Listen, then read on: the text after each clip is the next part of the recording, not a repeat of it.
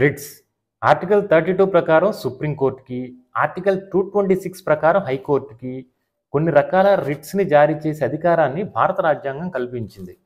Last వీడియోలో మీతో నేను 5 రకాల రిట్స్ గురించి డిస్కస్ చేశా.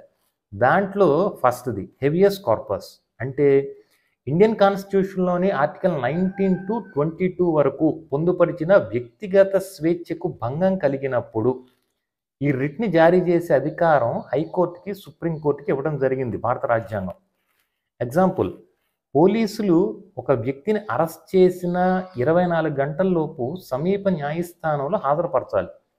ఒకవేళ అలా హాజరుపరచని పక్షంలో ఈ రిట్ ఆఫ్ హెవియస్ కార్పస్ని ఆ వ్యక్తి యొక్క తల్లిదండ్రులు కానీ, భార్య కానీ, భర్త కానీ, రక్త సంబంధీకులు కానీ, బంధుమిత్రులు కానీ, అలానే తెలిసిన వారు కానీ హైకోర్టులో కానీ, సుప్రీంకోర్టులో కానీ దాఖలు చేసుకోవచ్చు ఈ పిటిషన్ని.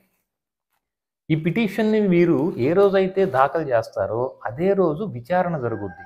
అలానే కొన్ని పరిస్థితుల్లో జడ్జి గారి ఇంట్లో కూడా ఈ పిటిషన్ని దాఖలు చేసుకోవచ్చు, అదే రోజు విచారిస్తారు. దీన్ని రిట్ ఆఫ్ హెవియస్ కార్పస్ అంటారు. హైకోర్టు, సుప్రీంకోర్టు పోలీస్ వారిని ఆదేశిస్తుంది, ఇమీడియట్గా 24 అవర్స్లో మీ సమీప న్యాయస్థానంలో ఎవరినైతే మీరు బంధించారో, ఎవరైతే అరెస్ట్ చేశారో వాళ్ళని హాజరుపరచండి అని.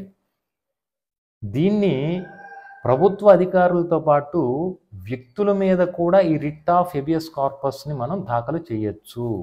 గుర్తుపెట్టుకోండి. Thank you.